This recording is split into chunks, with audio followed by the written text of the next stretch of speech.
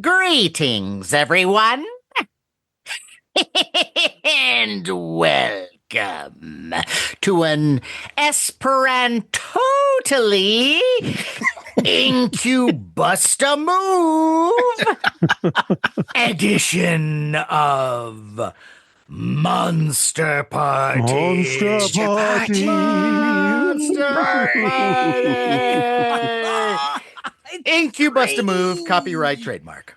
Weird. No, I own it now. Twisted. But hey, look, we're all together again. That's right. Yay. Yes, Monster Oh. Party continues, and oh my goodness, this is Wow. going to be a really, really fun episode. It's going to be a blast. Oh, yeah. Yeah. Yes. And But speaking of a blast, what is my name? Who are you? Speaking of sir? blasts, who are am you, I? sir? I am Matt Weinhold. I am Shawn Sheridan. I'm Larry Stroth. And I'm James Gonis. See how much fun we're having already. Already. Oh my goodness. Wow. Well, I don't think we can even top this kind of fun, so that's our show. No. No. Come on. No. We Let's have get to way this. more show, and this is going to be a great one because for this episode, we are going to talk about a very unique film with quite the history. And so let's not beat around the bush. Let's get right to it. The topic for the show is the twisted journey of Incubus. It's demonic. Incubus. It's evil. Yeah, we're not talking about the metal band. No. We're talking about a very special movie about a man who falls in love with a succubus, but ends up having to do battle with an incubus. From 1966. And by the end of this episode, this is a movie you are really going to want to see. Yeah. Yes, this is a film that is so much insane history to it that we were literally dedicating an entire episode to this film. It deserves it. Yes. But this topic also deserves the perfect guest. And Yes. Shawn, who is that guest?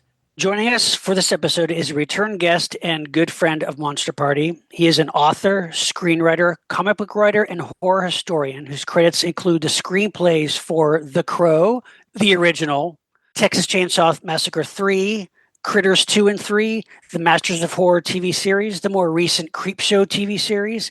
He's edited short story collections, and he's written for the graphic comic anthology series John Carpenter's Tales for a Halloween Night. His nonfiction books include the indispensable Outer Limits Companion and the Outer Limits at 50.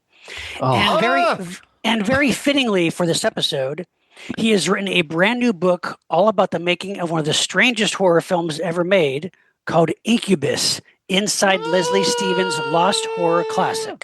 Please welcome David J. SCHOW. Welcome back, my friend. Welcome back. I'm going to get everybody to hold up their copy at the same time. Let's do it.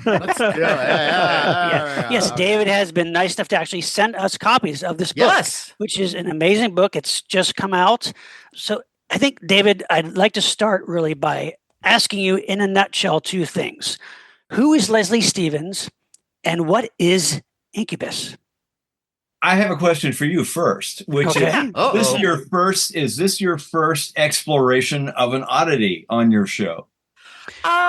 Is this the debut of this category? Yes, it is the debut. Yes. We've done cult films. I don't think Yeah. we did as much of a deep dive. Yeah, because the Some of story these. behind the movie. This is just I mean, and this one, crazy. good Lord. Yes. I mean, it's a saga. It could be a film in and of itself. Yes. You could make a movie out of this story, and you could make Yeah. a movie. Certainly, if nobody else ever does a biography of Leslie Stevens, this might serve. But there are many of you there who may know Leslie Stevens as the guy who created the Outer Limits TV show. Right. Yeah. Right. Among other things, a man of eclectic interests, often little spin-off oddball obsessions that would, crater him regularly. But when the Outer Limits collapsed in 1965, He didn't get any of his 7 TV pilots picked up. He wanted to be Quinn Martin. He wanted to be Quinn Martin Jr. Man. So his production company, Daystar Productions, was in kind of a bad way. He moved over to Paramount to try to develop projects for like a year, but that went nowhere. And gradually, with assorted divorces and bankruptcies and other expenses, he just kind of hit a low point right there. So he was looking for something to do to keep together his team from the Outer Limits, the team that he couldn't get to make movies with anymore. All of that was in the earlier part of the 60s. And now he thought, what if we just scrape together a project that we can shoot to keep the team together as something? And the team at that time included all of the people from the Outer Limits, from the makeup guy, Fred Phillips, to Conrad Hall, the cinematographer, to Dominic Frontiere doing the music. So Leslie, enthralled by French films of the New Wave, thought, I'll make something that looks like a French film of the New Wave. And sat down and wrote up a story called Incubus, which is, oddly enough, if you've ever seen Joe Stefano's Ghost of Sierra de Cobre or Forms of Things Unknown from the Outer Limits, because that was his oddity that was shot like a European horror film, also by Conrad Hall. Both of those. One was broadcast, one was not. The Forms was broadcast as an Outer Limits episode. And Ghost of Sierra de Cobre we resurrected within the last couple of years through Kino Lorber on a Blu-ray. Yes, I have the Blu-ray. It was what Joe's idea of a horror series, instead of a science fiction series like The Outer Limits, a horror series about a psychic investigator, basically, would have been like, starring Martin Landau. So Leslie's Incubus is like an echo of that. It's an echo of the same sensibility. It looks very much like a Bergman film. Very cast, very minimal locations, and he thought his obsession of the moment, unfortunately, was Esperanto, which was at the time posited as a global universal language that people could learn. I'll write it in Esperanto. Many people said, Leslie, how about a fallback version where the characters are speaking English? Not a chance. And so the more they leaned against him, the more he was determined to do it in Esperanto with actors who could not speak Esperanto, who learned it phonetically. Yeah. And, it's like, I know, let's cast this guy whose pilot just fell apart, named Shatner, who was depending on this new series called Alexander the Great to put him over the top, and ABC just cut the throat of that pilot as soon as they saw the film. And let me shoot it with my current girlfriend wife as the star. Yeah. The star actresses of Daystar Productions were always married to Leslie. Yeah, he liked the ladies. It was their only starring credits in films, and he ran off he found another backer. He had a habit of doing this. Joe Stefano threw in with him on The Outer Limits. Dominic Frontiere threw in with him on Daystar as a production company. James Mason threw in with him to make a movie called Heroes Island in 1962, which is about as obscure as Incubus, but at least it's in color, Panavision, and they're speaking English. And it's James Mason. So for Incubus, he found a fellow named Anthony Milford Taylor, who, if you try to look him up on the internet, you'll be deeply frustrated, because about the only monument to Anthony Taylor standing to this day is the fact that Incubus exists at all. The only movie he ever produced. He's the reason. The only movie he ever produced, because Leslie never did these things by himself. He always needed a partner. Yeah. Especially to write checks. And Tony Taylor had a seat on the stock exchange. He had some money, and like many people who have money who meet glossy Hollywood producer types like Leslie Stevens, he suddenly gained an ambition. What do you think the ambition was? It was, I want to make a movie. Yeah. It's like, so off to the Pueblo, the mission in Monterey, they went for 2 weeks with their cast in little buses. They went up there and they shot for 10 days for about, I don't know, a little over $100,000. And they came out with Incubus. Now, the story of what happened to the movie after the film was finished, it was kind of a rough finish for a film. So what they showed it to people, and they went, nearly everybody they showed it to went, but Leslie, it's in Esperanto. Yeah. Undeterred, they had a premiere at the Masonic Hall in upstate in San Francisco, where Esperantists actually showed up to jeer at the film at the pronunciation no. Oh my gosh. of their so-called But language. David, can I real quick? Was it also because these art house films, the French New Wave, Truffaut and Godard were making these movies, so people were maybe more used to seeing things in subtitles in different languages, so they just thought Esperanto is just a way to make it more strange Exotic, and kind foreign. of exotic and foreign. Yeah. That would be a draw. Leslie was a terrific self-promoter, and absolutely that occurred to him. It was because, wow, they'll say this is the movie that's in this weird language, and to his mind that was a must-see, and it was like, yes, the New Wave had a lot to do with it. When he was putting together Private Property at 20th Century Fox, 6 years earlier, they were influenced by the fact that in Europe they made these films for very little money, but they played globally, and they were always perceived as art films. Right. And that's what he was aiming for, because he was into the eclectic. Anything that was oddball, off in the corner. Leslie was one of the guys who in 1971 threw in with some other backers and bought a missile silo.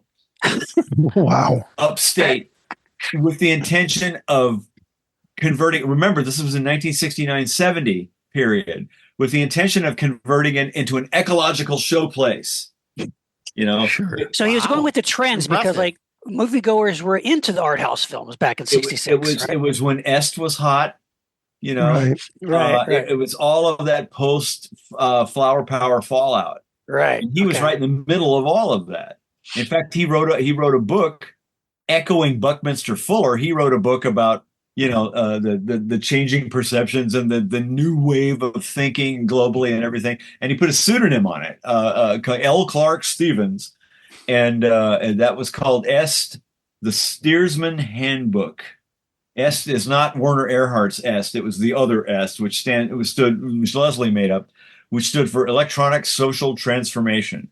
Basically, translated, that's how technological advancement can help you instead of harm you. Ah, okay. And how'd that work out? Well, we're suffering the slings and arrows of its dominance right now. Yes. Absolutely. Actually, one of us, I think it's Larry, at this point is actually an AI creation. Finally, I've suspected it for years. I can tell you. And of course, Finally people know. Real.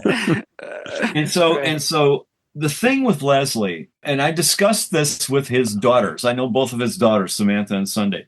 Sunday works in the industry, in fact. She's been a second AD since the dawn of forever. And we all agree that one of Leslie's biggest problems was he would have these enthusiasms. Leslie would also run up these huge bills and try to wash them out in bankruptcy. So I'm going, so he's like my dad, But his enthusiasm of the moment was always endangered of being blown off the beach by another enthusiasm that came along the next week. Right. There was never any follow through on this stuff. It was like, this is the great idea, and I have the great idea, and let's do it, and let's move on to the next great idea.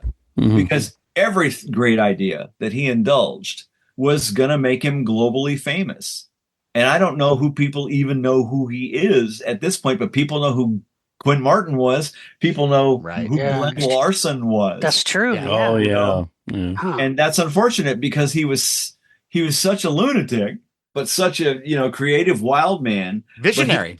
He wanted to be but he wanted to be one of those super successful guys, and I don't think that he ever was. Yeah, he wanted to be the household name. Yeah. Wow. I think the Esperanto actually, while watching it, I was trying to imagine it in English and wondering why it was in Esperanto. And I thought, well, it seems to take place in this fantasy fairy tale kind of universe. And the Esperanto actually helps that. I kept thinking if this was in English, it would just feel like a kind of a low budget B movie. But this sets it apart a little bit, even if just a curiosity. Well, I think it exotic. It makes it exotic. Yeah. I think it's lasting power or remaining interest. If it wasn't in Esperanto and Shatner was not a star in it, would it even be remembered at all today? Well, Conrad Hall.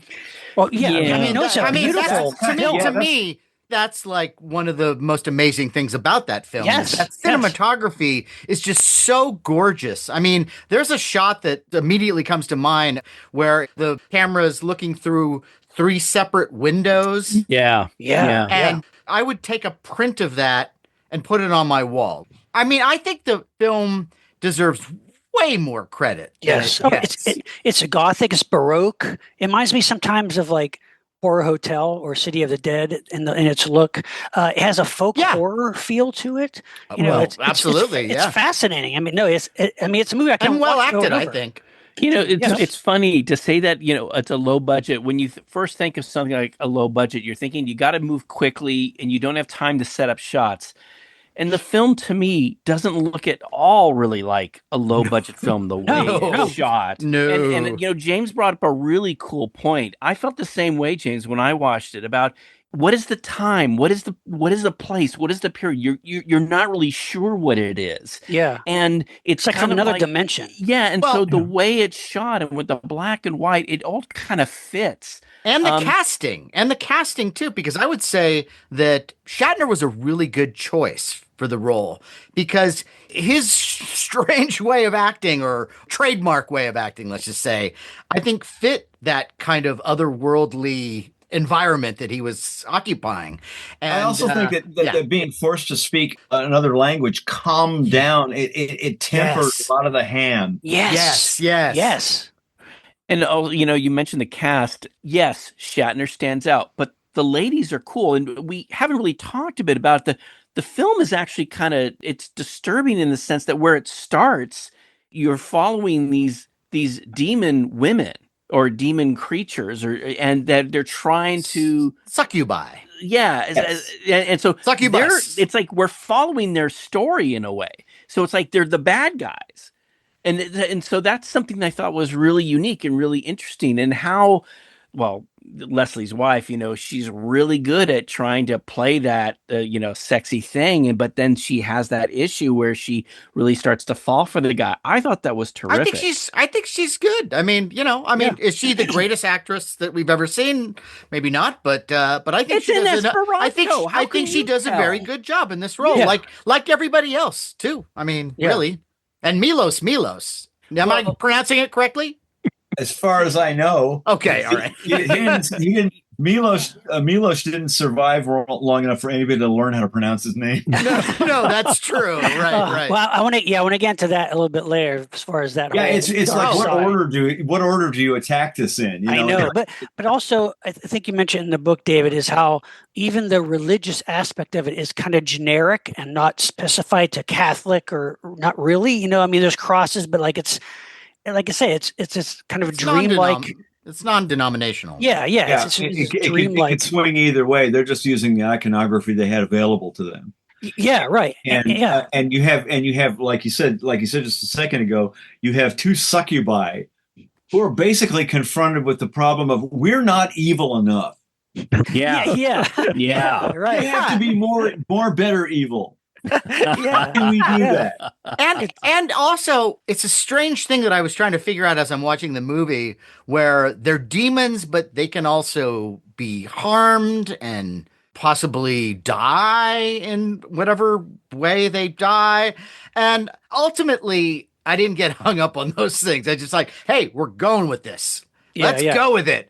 And it's worth the ride. I mean, even the special effects, even the way that the special effects, as minimal as they are, I think are incredibly impressive. The Prince of Darkness, I think, is genuinely scary. Yeah, some scary stuff. Very, very minimal, like you said, minimalist, mostly just all suggested horror, but it's infused in every shot and every moment of the film. You know, I would think it's worth a look as a curiosity for people, at least. Yes. Well, yes. If you don't like the Esperanto, watch it with the sound off. Well, for me, having the subtitles was great. But Matt, you know what it reminded me of?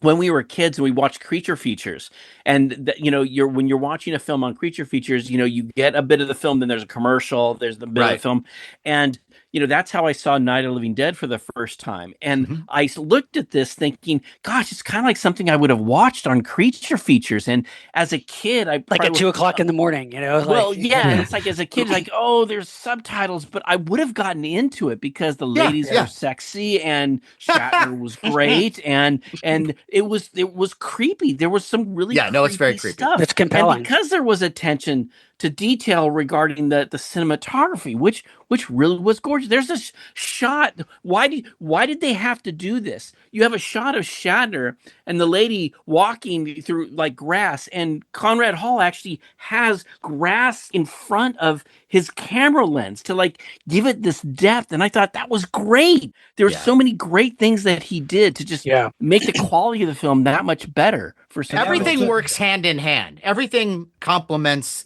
the other thing. I mean, the music, the Dominic Frontieri music. Yeah. And what's interesting is when you watch the film and you know or recognize that music from The Outer Limits, I just think he did such a great job at picking the right cuts because it's nothing too big. It's just everything maintains that dreamlike quality all the way through. That music, He's so amazing. what an amazing genius he was. And is that true, David, that there was actually no new original music made for that film? It was all recrafted and re-edited tracks from Outer Limits by Dominic? It was all tracked from The Outer Limits, and there was Wow. a fellow, while I was working on the book, there was a fellow named Jason Krupa, who at the same time was so fascinated by the music that he undertook to recreate the entire score, not having any sheet music, not having any references. Wow. No. That means he had to go through Incubus, grab every piece of music, put a name on it, order them, figure out what Outer Limits episodes they came from, try to track those down, and then put them in order. And his complete score is a special feature on the DVD we just did of Incubus, the Blu-ray. You are kidding. And it's also parts of his journey. I stumbled over him, and parts of his journey are available for you to watch on YouTube. It's an amazing deconstruction, reconstruction, because like you guys are suggesting right now, the music just grabbed a hold of him and wouldn't let go. Yeah. So that seems to suggest to me that there are 2 or 3 more price points on this thing that might appeal to people. Conrad Hall fans, Yes. Frontieri fans. Dominic Frontieri misremembered this movie as being an Outer Limits episode that was made into a feature. It Kidding. It never was, but it very well could be. Yes. And I make the argument in the book, it could be like the final episode of the show, in the way that Occurrence at Owl Creek Bridge is the final episode of the Twilight. Yes. Exactly. So you could have the perfect triple feature of Incubus, The Forms of Things Unknown, and The Ghost of Sierra de Cobre. Like right there is like a great triumvirate of just that style and mood. I also feel that it would have been great to see that 3rd season of Outer Limits and have it not be science fiction, have it be straight horror. Mm-hmm. Right. Yeah. Well, there are people who, as far as the show goes, I've had some experience with it actually. Yes. But the second season isn't as good as the first season. I contend they're 2 different shows.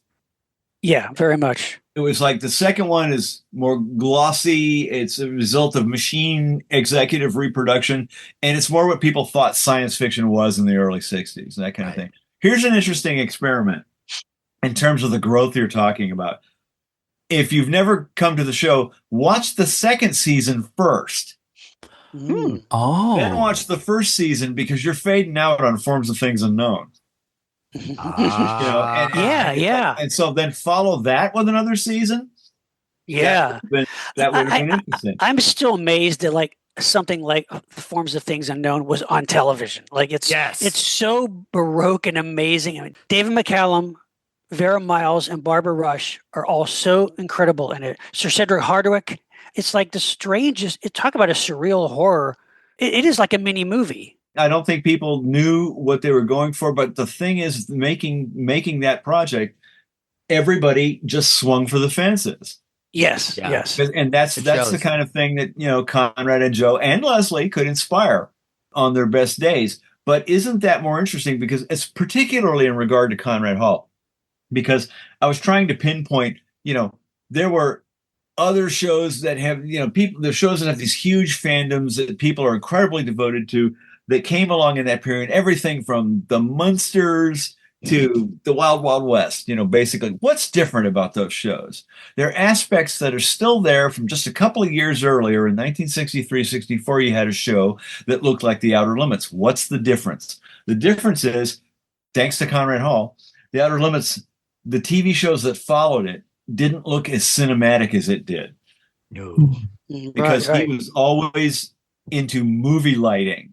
And in the middle of the 60s, when color TV became a big deal. Right. Yeah. Everybody, the networks were all saying it. Everything has to be in color, keep it in the center of the screen, and light it as bright as possible. Yeah, bright, flat. Yeah. So it had that uniform look. And every show with anybody with any talent or ability on it, there's always an exception in every series. Sure. Yeah. Shatner made his Star Trek pilot the month after he shot Incubus.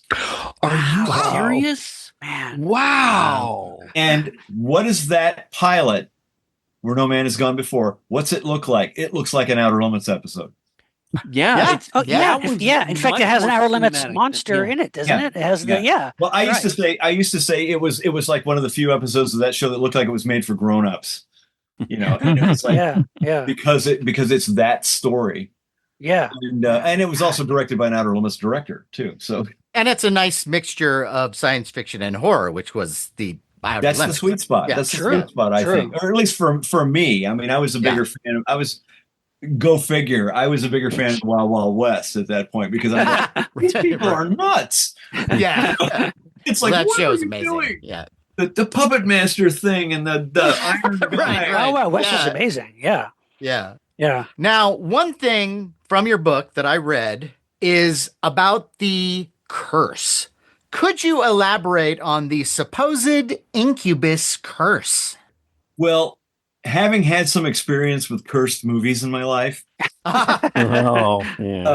so-called cursed movies, it's like it's 50% a bad sequence of events and 50% hysterical journalists. You know what I mean? Right. Sure. Yeah. You cannot deny that the film had its problems when they were doing the screening up in San Francisco. I like to tell Tony's story that the film begins rolling and there are no subtitles.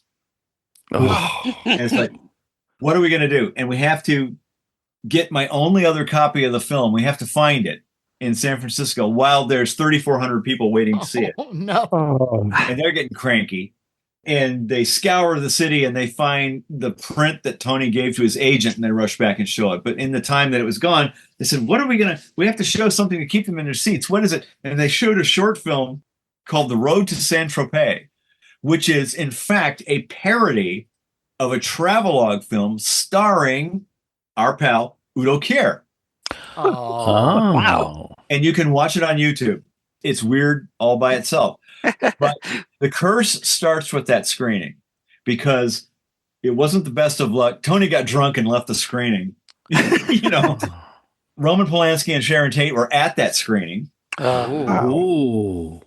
Flash forward, Annette Marr commits suicide. The girl that is raped by the demon monks in the movie commits suicide a month within weeks after the movie opening. Who she played the sister? Yes. Yeah, right. Yeah, Shatner, Mark's sister. And then Eloise Hart's daughter, Marina, was kidnapped and murdered in Beverly Hills. That was New Year's Day, 1969. But here's where the journalists come in again. They say, well, when they caught Manson's girls, one of them was wearing a piece of jewelry that Marina, the daughter, had when she was kidnapped. False, completely fabricated. Wow. And then, most spectacularly, the incubus himself, Milos Milosevic. Yeah. Only other film role had been in Norman Jewison's The Russians Are Coming, The Russians Are Coming. Oh, okay. He was one of the Russian sailors. Milos murdered the woman he was having an affair with. It was Mickey Rooney's fifth wife. No. And blew his own brains out, allegedly. Because- Right. Yes. Yeah. because Mickey Rooney was out of town at the time. In Mickey's house that night, there were 3 children, 2 maids, babysitters working there, and 2 house guests, and nobody heard gunshots. It was with Mickey's own nickel-plated .38, and Milos had pre-mortem injuries consistent with battery. Wow. So, yeah. Oh, you're not suggesting Mickey Rooney came over. And... You don't mess with the mixture. Mickey Wow. Rooney, he's a little. I want a T-shirt that says that. But that's nuts. Little guy. He's a little guy, and Milos is a. Well, maybe he had somebody else do the job. And Milos, according to your book, had quite a colorful past and some unsavory friends. Well, it was also a pattern that you'll see when you delve into his life before he came to America, because he was hired as a bodyguard and stand-in by Alain Delon.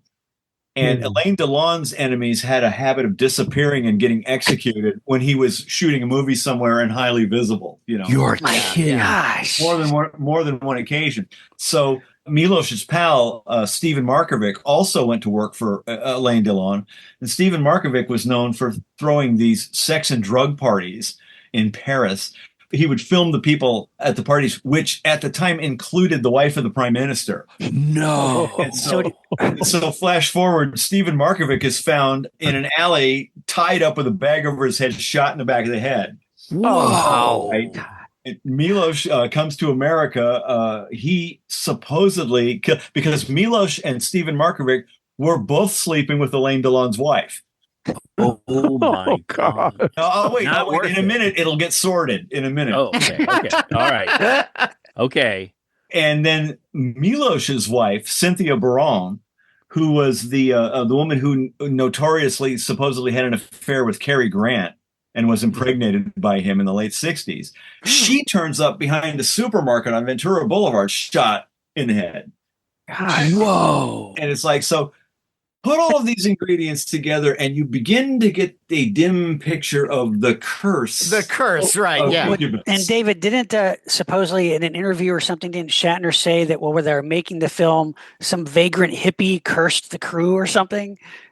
There's no corroboration, right? Yeah, right? This is part of what I like to call Bill Shatner's derangement. Nobody else told this story. And if I can be permitted, a small joke at the expense of William Shatner. Which I don't know if that's allowed on Monster Party. Of course it is. Oh, big time. I don't know if we're going to be able to get him on the because show, because Bill Shatner told this story over and over, but nobody else ever told this story. Right. Yeah. We sat him down to do the audio commentary, literally, you guys, 25 years ago. Mm-hmm. And he did the audio commentary as a favor to Tony Taylor because they were friends. So he did not impose his usual punishing fee on, on the original DVD and everything. And he goes, well, somebody threw a rock through the window of my trailer when we were doing Star Trek. And it was an angry Esperantist. And I said, what? 2 years after the movie didn't come out?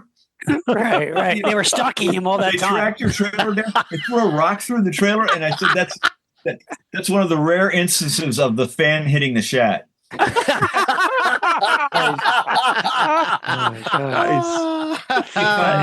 I may. Oh, nice. It does all make for what I'm suggesting is that Mr. Shatner's recollect regarding Incubus is suspect. Right. Wow. But it is part of the narrative. Yeah, there were people that even tried to connect the death of his wife, Noreen Kidd, when she drowned in the swimming pool. Oh, that's Incubus's fault. No. How many years later? Yeah, that was years later. Wait, he had a fender bender in 2003. Incubus. Yeah.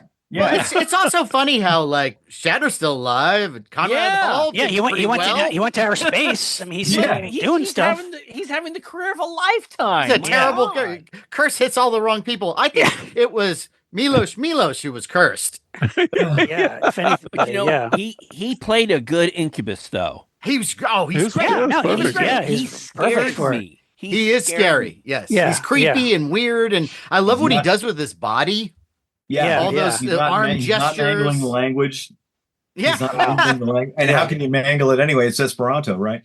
Right. Well, even though they had to rehearse it phonetically, I guess I'm not an actor, so like, but even just having to memorize an entire script in a different language phonetically in several days or a week must have been kind of difficult, right? I mean, Well, bear in mind that they're shooting at the mission up at Monterey, right? You have to get the permission of church people to shoot this movie there, Yeah. right? Now, if they pick up this script and look at it, they're going to go, there's rape, demons, hell, incubi, Right. succubi, Right. you know. They're not likely to let you use their church, right. especially for free or for the rates they probably paid to shoot it in church. Yeah. Right. I'm And sure so- they paid a few bucks. And this is part of the genius and limberness of Leslie Stevens. He goes, if they look at this script, we're sunk. I've got an idea. I'll write a whole nother script. The Religious Legends of Monterey, and I'll tell them we're up here shooting a travelogue. It's like a decoy script. And I'll break down, I'll have 10 different legends, and he describes essentially the action that happens in Incubus, but instead of the Incubus and Mark trying to kill each other, now in Religious Legends of Monterey, it's a wrestling match between two brothers. All of the dialogue in the script is still in Esperanto because nobody there could speak Esperanto, so it doesn't matter, even though it's full of references to rape and killing and hell, you know. So if we leave this laying around, we'll say, "Oh, here's our script. It's this charming parable of these two sisters baking for each other, you know." And he, you know what? It's lame. It's a last minute grab, and it worked like a charm. That's amazing. That's amazing. That So in itself. And you have it in the book. I don't think anybody has ever seen these scripts before, and so they're both in the book. They're on facing pages, side by side. Yeah, that's incredible. That's pretty genius when you think about it. I mean, it's He should have made both films, I think. right. And have Udo Kier be in the travelogue. There you go. Right. Spot the Udo cameo. You know. Another thing that caught me in the book was your little aside about William Shatner's toupee.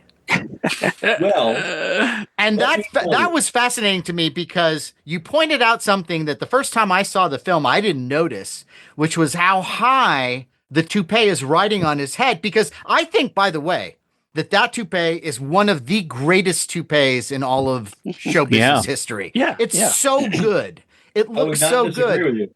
Yeah. And when you watch Star Trek in HD now, you can sort of see where the toupee hits the hair. But I always thought it looked great. And then when you watch Incubus, you see, and as you described it, you said it's riding a bit high. And I wonder what went wrong there. I mean, or maybe that's how he liked it at the time, or. Well, the toupee was applied by the same guy. Captain Kirk. That was Fred Phillips, who worked on Incubus as well. So he was the same makeup guy. That remember, there was no Star Trek. Right. And it was Fred Phillips got hired to work on the show later. But that observation comes courtesy of, and I'm not a huge fan of this guy, but this site is terrific. You know, this guy being Shatner, but the site. Everyone has to go check out shatnerstoupee.com because it is an in-depth topological analysis of everything Shatner ever made with photos, graphs, you know. Wow. It's insane. It got me because I was trying to get photos together for the book, and it got me looking at the photos that I had gotten for the book. I'm going, nah. But it's like you haven't read. I think this is why the internet was invented. You haven't read anything like the topological analysis that is available on this site from their board of topologists. And they called it the Jim Kirk lace. Nice. Wow. Only recently, and another one of the reasons I brought it up was because there are no props in Incubus. Oh my gosh! Yeah, right. Oh my gosh! You didn't. Yes. On location. There's no leftovers. So in the past 5 years, some of those toupees have gone off at auction for $6,000. Yes, I've seen Wow. that. And I'm going, this may be the only known example of the actual resale of a bona fide Incubus prop. Wow. Wow. Hey, David, I touched one. I touched one of the toupees. There was a Wow. guy. I can't even remember who this guy was, but I got brought to his house, and he collected a bunch of movie things, and he had some Planet of the Apes gorilla stuff, and there in a case was that toupee. You can't I remember so it. wanted to put it on. You can't remember it off the top of your head. No. Oh, there he is. There he is. See, There here's he the is. thing. Always though. I working. think, like, So it's like the Abba turd in Priscilla, Queen of the Desert, isn't it? yes, but see, here's the thing. I think you kind of have to know the story. You have to look for it because, look, growing up, I had no idea. Oh, me Oh, sure, neither. no, Yeah. of course And not. I heard That's this, how good and it is. I thought this was a rumor. People are just trying to be mean because, look, when you see Star Trek 4, he's under the water and you can see his hair swim in the water. I'm like, look, that can't be a toupee. Well, toupee Little- technology has improved a lot. Oh, well, since- also a little, Well, okay, silicon yes, Matt, gel. Sean, or I know now. Well, I know better now. silicone Bear in gel. mind, bear in mind that you're watching these old shows and such on 525 line resolution TV. Right. Yes. Right. And everything, it's like now, it's like everything's been digitally remastered. We can see those Twilight Zone sets really were cardboard, Yeah, right. and Also- how cheap it was. So it's like, in a way, it's imposing that modern point of view on something that was vintage. Right. Right. Have you noticed recently how shitty wigs are on shows? Oh yeah, no, but I was about to bring up, not only recently, it's like every other old thing I watch now, I suddenly, more often than not, I suddenly will go, that's a hairpiece. Right. Oh my God. Wow. There's nothing wrong with hairpieces. No. But you're able to tell more. Yeah. Right. Or it's just sort of like, Right. Look how many gags we got out of toupees with the Three Stooges, and it falls off the old Monty guy's Python. head, Monty Python. and they're did a shooting sketch, it with a gun in the courtroom. A tarantula. But But you- also look in recent years how, only in recent years has it become culturally okay to be gloriously, spectacularly bald. yeah. True. Right. True. It Yeah, was like right. it was a different era, folks. Yeah. It's like they did what they could. Heroes looked a certain way, That's right. a certain Yeah. height. They had a certain sweep of manly, hair, except for Well, Doc Savage. We have perfect examples. You go from Kirk to Picard. Well, speaking of which, I remember this guy who had the hairpiece. Oh, He you said don't the remember next. I wish I could remember, but Okay. he was going to interview Patrick Stewart the next day, Oh wow. and I told him what you should do is you should take the hairpiece, have it on a fishing wire, and then while you're interviewing him, just slowly lower it, and then he'll feel something, and then you pull it up real fast, but you'll get that shot. Right.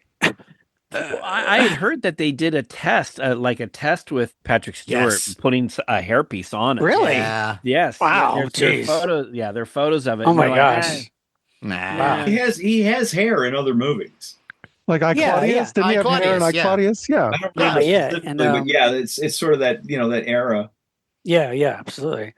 David, another thing which I found out from your book, which is so amazing to me, is after the movie was made, much later, I guess, one of the producers filmed additional nude scenes to be inserted, and they That were in was Tony- That Technicolor. was Tony Taylor. So Because God bless him. everybody that worked with him, from Elaine Mache, the production coordinator, and everybody says, Tony, you got to have a version in English. In fact, Shatner sat down and began recording a voiceover in English. Really? I wish we could find it, but we oh can't. my gosh. Oh. They started, but they never finished it as a project. And they said because it was dead in the water as a film.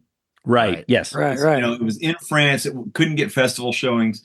And so somebody said, why not insert nudity into Incubus? I'm going, brilliant, right? It's like, Yep. what could make this weirder? And, and they went out and part of that, which you'll see in the book, there are two unknown cinematographers for Incubus, and they're the two guys who shot the nudie footage. Oh my God. Technicolor. And apparently, the only guy who ever saw this print of Incubus was Francis Ford Coppola. Wow. Because Tony Taylor, the producer, met Leslie Stevens through the woman he was dating at that time, who's named Mona Skager. Mona Skager was Leslie's secretary at Daystar. She introduced them. So Incubus is really Mona's fault.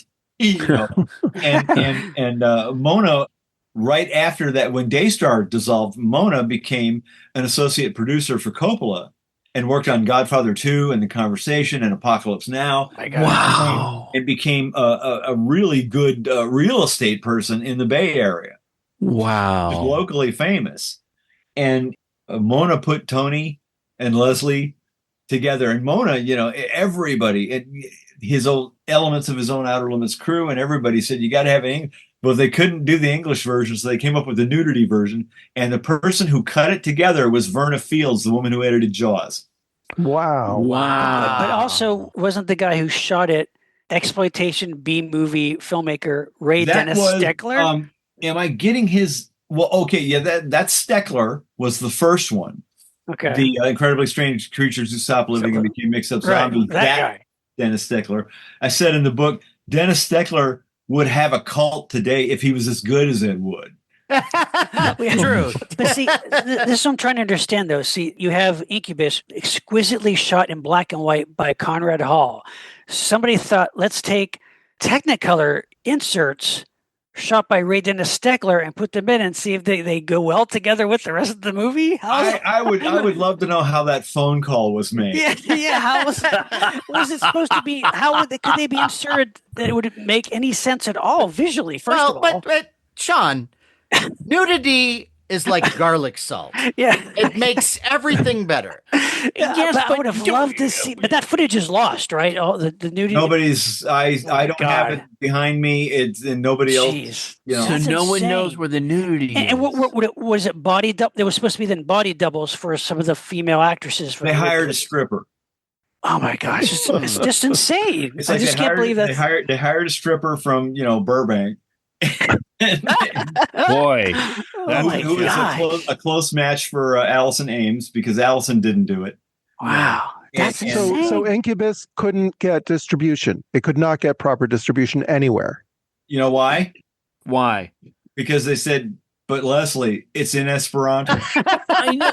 No, David, you bring up where's the nudity? But it's like a foreign film. I mean, wasn't it playing like midnight shows or something? Drive-ins? Well, no, they of course, fittingly enough, if you think about it, it became very popular in France. God bless him. Wow. It landed at the Cinémathèque Française and played weekend shows like the Rocky Horror Picture Show or something, there. Wow. Since forever. So, because we also need to point out that Incubus became a lost movie. Right. Hence Leslie Stevens' lost, or you may argue classic, but definitely lost. And it was gone for years. They were looking around to do a videotape of it, do a DVD of it, and it wasn't there. The vault elements were all supposedly at Consolidated Film Industries, CFI, which stands for Can't Find It. Yeah. Can't find it. I've had experience there too. What's amazing is that the entire film, the mag tracks, everything disappeared. And we think it was just, it was like, shred that shelf. We need the space. Right. The curse. Yeah. A curse. It's like, now we need Vincent Price's Witchfinder General to ride in on the horse and say, see? Well, but David, really quickly, what people need to understand too, like a lot of the people who work in Hollywood, everyone wants to make their own film. At some of these places where they get actual film developed and stuff, sometimes some of these people don't have the money to pay for it. So what happens is of these, there's so many films, thousands and thousands of these rolls of film that people couldn't pay for and ended up leaving it because I'm going to move on. I mean, and so a lot of it stays there for years and years and years. And so in a way, David, I'm not surprised. It's like, I don't know what happened with, the whole Daystar thing, but it's possible that maybe it was there for a while, but because no one paid for it, that, they did, there's a shelf that, that hasn't been Well, paid there's for in another 10 thing years. that I encountered with Ghost of Sierra de Cobra, which was that it was very common at that time. If you were, say, Allison Ames and you acted in the film and you wanted a copy of it, they would give you a 16 mil copy. Oh, And bang, they wind up in closets. They wind up. But the CFI situation is analogous to if you don't pay the rent on your storage locker, it's gone. yeah. Jeez, yeah. Yeah. Exactly. It's in the nearest dumpster. So Wow. Had they been paying their fees? I don't know the story. Yeah. Okay. It was like, because there's no reason that they shouldn't have had the elements. There's no reason that it shouldn't have been paid for. That part, Right. I don't know. I don't know what Right, happened. right. To it, but David, I was curious though. You did know Leslie. Was that ever something that you guys talked about? Hey, Leslie, what about that film you did? not super in depth, because I was so busy trying to find out stuff about the Outer Limits at that. Yeah, Right. Yeah. And then Leslie died in 1998. yeah. And Right. that was right after the previous version of the Outer Limits book came out. And I didn't ever think I'd be revisiting that again, although it'd be great to go back to the well with Leslie one more time. Oh Right. gosh. Fortunately, I know his kids. Yeah. Right. So that helped. It helped a great deal.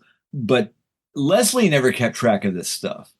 Yeah. Right. It's like Leslie didn't have, it wasn't like Stefano, it wasn't like Joe Stefano. Leslie didn't have a garage full of stuff.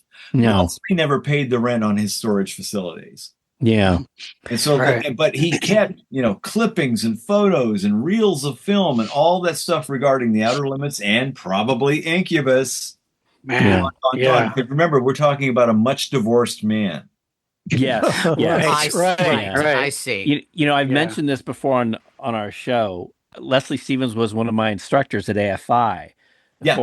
for a good solid 7 to 8 months, because what happened is he got ill and he went to the hospital, and so Leonard Stern came in to take his place until he came back, and then Leslie passed away.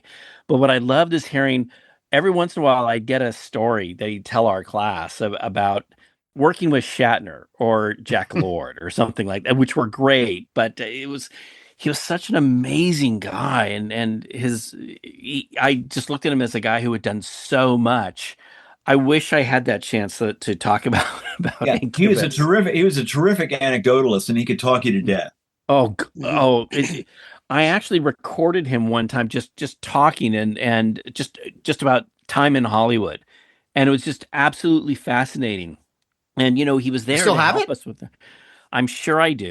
Mm. But it's this was back in like 98, so Sure. 97. I don't know what the quality, but I just loved hearing his stories. He had so many stories about. He would turn on a dime. He would say, yes, space exploration, bioengineering, microelectronics. He would never stop. Yes, and he could just go. And we were there, and he was supposed to help us with our scripts and stuff like that. But it was almost just as fascinating just to hear him talk about. Was that during the period of time? Rosebud, Rosebud, he Rosebud had helped. moving image. Yeah. Yes. It was during that time. Was that during the time he had the writing fellowship? Yes. Yeah. Yes, it was. Yeah. That was like, because you always somebody got to sit in a room with Leslie Stevens and go over their script. You know what I mean? Like, Wow. So, David, since the film Incubus was popular in France, that's where ultimately a copy was discovered, correct? and I thought that was the end of the story. Turns out it was only the beginning of the story. Tony, the guy called him up and said, "Yeah, we found a copy. It's at the Cinémathèque Française, and it's in such bad shape we can't project it." Man. It was shredded. I mean, it was ridiculous. And so instead of making a dub of it or a dupe of it, they had to copy it a frame at a time in France and do a new inner negative. Now, Tony's trying to remote control all this with the Cinémathèque He doesn't speak French, and the Cinematech guy doesn't speak English. Oh my gosh. And they're doing it by faxes back and forth. And it took the better part of a year.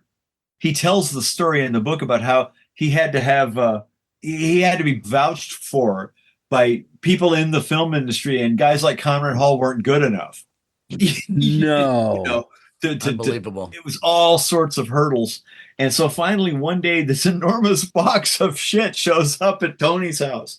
And it was all from France. And he throws it in the car, and he has to drive from Morro Bay to LA to watch it and see what he's got. And the result of that, after a lot of digital cleanup, the result of that was the DVD that we all did literally 25 years ago.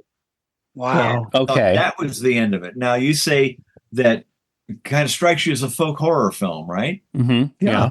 Yes. 2 years ago, I get a call from Kayla Jeunesse, who did all the Haunts BRs, the folk horror box. Severin. Yeah. Right. I love Yeah. those guys. Yeah. We want to do all the Haunts BRs too, and we want Incubus in the set. Mm. Will you do a commentary for it? I said, sure.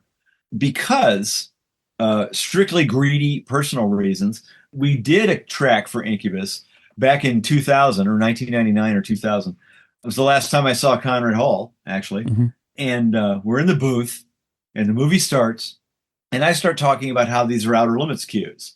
Mm-hmm. Tony Taylor is on the other end of the booth, and he goes, No. He's saying no. Ixnay? yeah, he Ixnay on the utk, and he was terrified that somebody was going to sue him for us saying on the commentary that we were using music from the TV show. Oh. Wow. So he had permission, and then so I got derailed. What? Right. And now we have to go back, and the engineers hate Reset. it at this point because they have to go back and start over. And so it's like, okay, I'll do what I can, but I felt totally unmoored at that. Yeah. Yeah. Right. Sure. And I always felt that was a terrible commentary track. So now, after a quarter of a century, I'm being given a chance to do the track again. Mm-hmm. I was like, this time, I outlived all of you fuckers. And presumably the legal issues with the musical cues have been resolved by now, right? There weren't any. There weren't they were any. just being paranoid. Yeah, exactly. Because Okay. here's the thing. If you go back to Private Property, the movie we mentioned before that Leslie did in 1960 with his partner Stanley Colbert, you notice his partners never lasted very long. They lasted like a project, and then they would go to the, Leslie never bothered to copyright it. Oh, jeez. Even though it says, because Leslie's enthusiasm were like this. They were all over the place. And that was somebody else's job. That's why he had an administrative staff.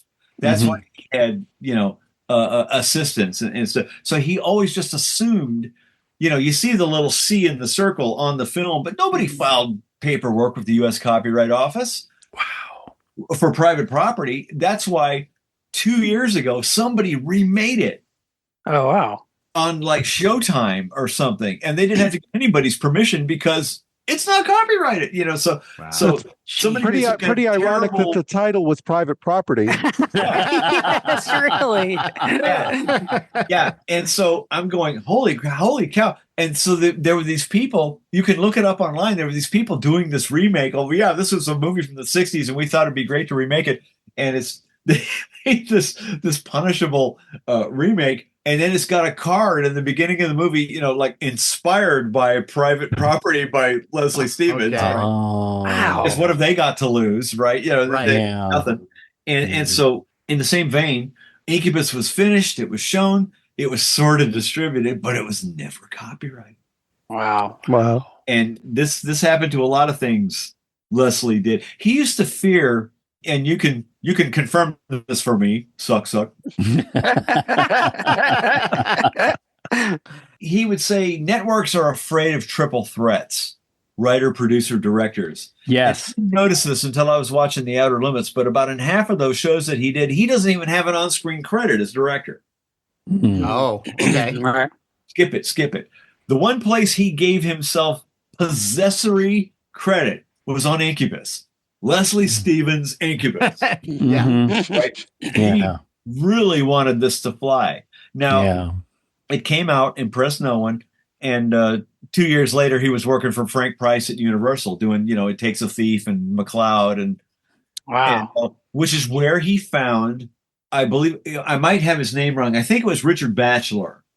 Richard Batchelor was the guy who worked with Russ Meyer a lot, and he's the other guy who shot the nudie footage after Steckler. Wow. Because Batchelor was working right at Universal Studios when Leslie was producing there, on the shows Leslie was producing. So I could have it wrong because I don't have the book in front of me. I put the stuff in the book so I don't have to remember it. It could be Batchelor. It could be another man named Dick Brummer, but one of those B names. And he won, but he encountered them at Universal. So 3 years ago, I get an email from my friend Stéphanie Boyer at Les Chats de Fume in French. I know it well. Smoking cat. Smoking cat. And he says, we have found a 35 millimeter print of Incubus. No. And I went, no fucking way. And he said, yeah, and it's in pretty good condition too. Wow. Because the print they found that Tony found was a 16 mil print. Right. And that had the burnt in French subtitles. Still had the right? damn subtitles on it. Yeah. Okay. And so he says, we are doing a deluxe, DVD. And I said, terrific. What can I do? Can I see one? Can I have one? And Stéphanie and Le Chat did a beautifully packaged 2-disc set of this. Wow. But the thing that Stéphanie came up with or Stephanie, I should say, came up with was, he goes, there are different aspect ratios you can show this movie in. And now we've got the big print.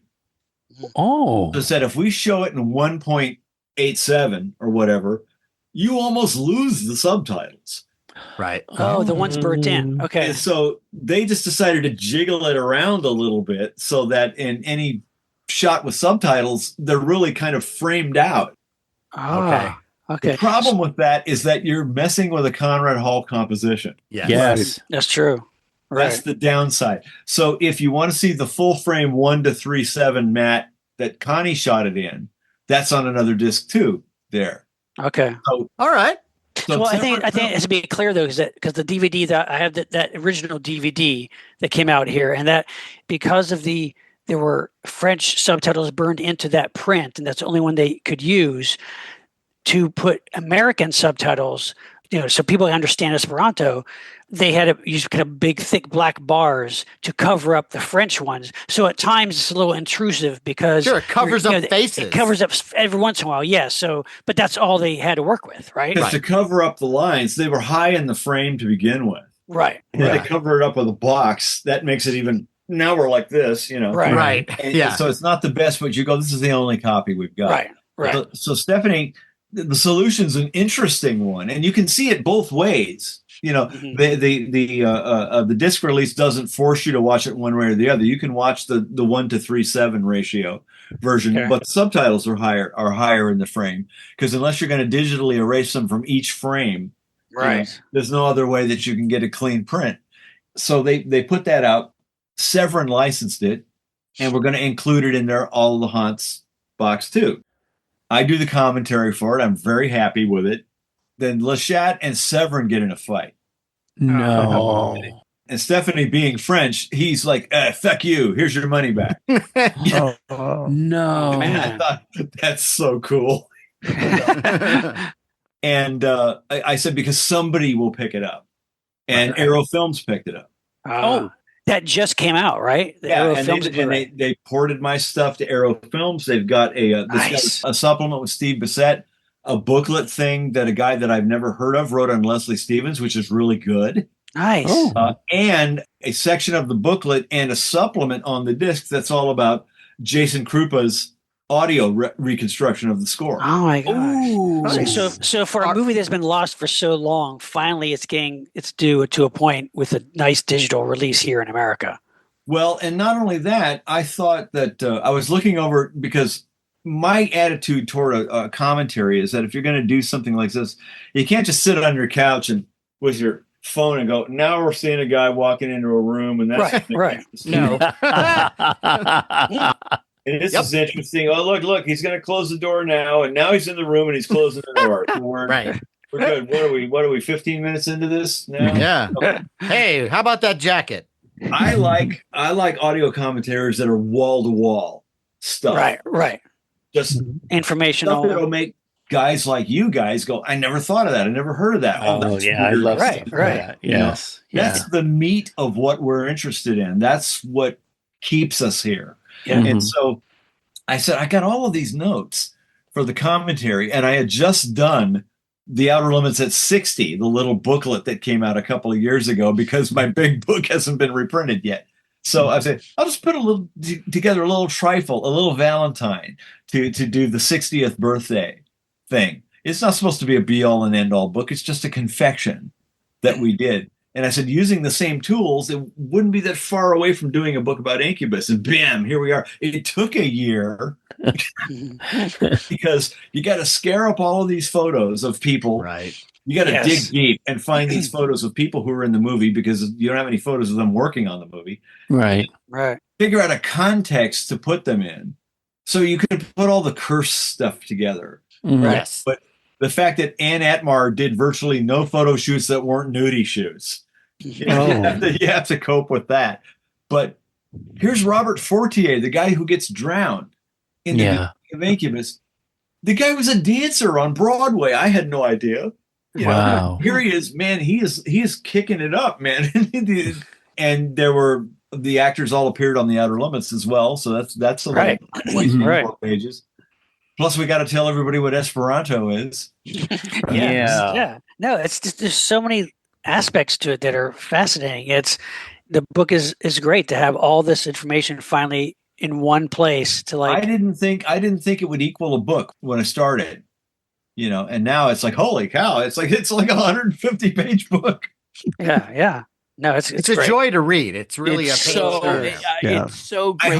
I hope it's at least reasonably entertaining to read. Yes, for sure. And for listeners who are not familiar with it, there's so much great stuff. This film, it has so many elements of. I mean, Leslie Stevens with The Outer Limits and the music and Conrad Hall. There's so many cool things that there's sheet music. Here. Yeah. Yes. I mean, for genre fans, this is a book that I think you get a real thrill reading. And it'll get people interested in watching the movie if they haven't seen it too. That's right. We bought at auction. Sometimes you have to wait for these things to catch up with you.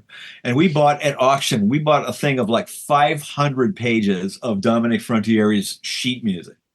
Wow. That was in an archive. That's not the stuff that's at the U of Wyoming in the library.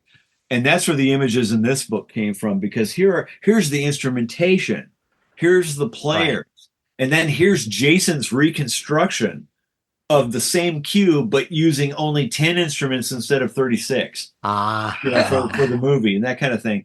If you pay attention to the captions, you know, you'll get that kind of stuff out of it. Otherwise, it's just if you just flip through it, it's got enough pictures to keep you entertained. Sure. I mean, there's a picture of the toupee, so I'm in. Right. If there was a moment I decided I loved this book, it was on page 22. No, 23. 23. Yeah. Look, and for someone who's not familiar with this, if you think, oh, it's a bunch of people, there's kind of like a monster thing. Kind of. Yeah, no, it's I don't it's wanna, a moody, atmospheric. There's a bat-winged demon that appears in Yes. this. It's very effective. Very The devil incarnate appears in this movie with giant bat wings. I didn't expect some of this stuff, so I don't want to blow it out of proportion. And by the way, if you're thinking of getting a goat as a pet, maybe not. Think again. Well, I came up with. You should mention that because let me see here. David's looking for his pet goat now. There's something goat related happening. He happens to have a goat right there. His extensive library. He's checking in let's say A B C D. If you get a signed copy of Incubus from Cimarron Street. Ooh. Okay. Say I want a copy that's signed by me. You will get a sign that has a special Billy approved hoof print Oh, nice. Hoof print on the page. In the back of the book. That's awesome. Wow. That is so cool. That is Where's great. that at Grauman's? You know? David, I know I want to continue talking, but just since we're talking about it, but if for listeners, if they want to get this book, where would they go to get it? Easiest way to get it, and there's a trade paperback which you have and a hardcover which I have here because the trades came out first, and I wanted to make sure you guys had copies. Thank you so much. Yeah, Thank you. yeah, really appreciate it. The case bound hardcover is $10 more. You get them both at Amazon. But if you want to get a signed copy, possibly with a Billy footprint in the back of it, you can order those directly, and you can specify that. Get them directly from CimarronStreetBooks.com. They've been doing my entire backlist. They're wonderful to deal with, and you'll get it in an envelope inside of an envelope, so it doesn't get all dinged up. CimarronStreetBooks.com. If that's confusing, search for CimarronStreetBooks.com Incubus. It'll take you right there. Or look for my name, David J. SCHOW, on the menu at Cimarron Street, and that'll take you there. Nice. And can we get your footprint on a copy if we bring it to you? Wait, his footprint? You want his? My footprint? I thought Yes. a goat footprint. Both. I want his footprint. Yeah, I have my dog's footprint. The next time A cute dog. See, but Yes, indeed. you can get the actual Billy approved stamp. That's great. Billy the Goat. Wow. I love it. Well, it's a great book. If people request stamps, they can have them. Yeah, and did Billy come to a unpleasant end? No, I think he was comfortably retired. Actually, He was not cursed. He was able to go on and have a full career. he had a full goat career. He did have a toupee, though. Yes. What do A you lot think? of people don't realize he was bald from the day he was born. What do you think GOAT stands for? All right. Yeah. Well, hey, I'm glad we covered that because, again, it's a great book, David. I was already familiar with the film, and it's a fascinating film. But after reading your book, it's like I really appreciate the movie even more. See, and another thing, I want to thank you, David, because one of the things that I love is, look, I'm a Creature from the Black Lagoon fan. I love these big, in-depth books about Creature. But if I find a book that's maybe about just all on one obscure film or something like this, or a monster-related film, oh my God, I love it. I love finding out all the details and information about how it was made, the music, and I just love that stuff. And David, it's such a deep dive, and I'm just amazed of all the information that you have in here. Not only could this be a movie, I think it could be like a mini series because there's so many comedy, for sure. There's so many facets of this story. You know? The tendrils just reach out. You say a comedy. I don't know if it's really a comedy. A dark comedy. No, I'm saying you could make a movie out of this that was a comedy. A movie out of the making. Right. Right. Or musical. I just want to. You reminded me something about what Leslie Stevens said in class. I remember so distinctly. Two things that he absolutely hated and despised, and there were times when he would go off on a tangent. One was TV executives that you're telling the story. He hated, and he talked about how they had no imagination, no sense of decency or honesty. I mean, and he would tell us stories about trying to pitch something to someone. He hated that. He hated these people. He thought they weren't smart and stuff, and he just would go on and on. Good things have changed. But you know who else he hated? And I got into like a little argument with him about this. He hated Siskel and Ebert. And for people who don't know, these were guys who had a TV show about, at the movies where they would review movies. And I loved watching these guys. And sometimes they'd argue, oh, it's a good film. No, it's not. And what he hated the fact that they had gone away from it's a good film or it's an okay film. They'd gone to the thumbs up or the thumbs down. And he went on about they have no idea how much it takes to put together a movie. And then how to have these guys who haven't done anything to stick their thumb up or to stick their thumb down.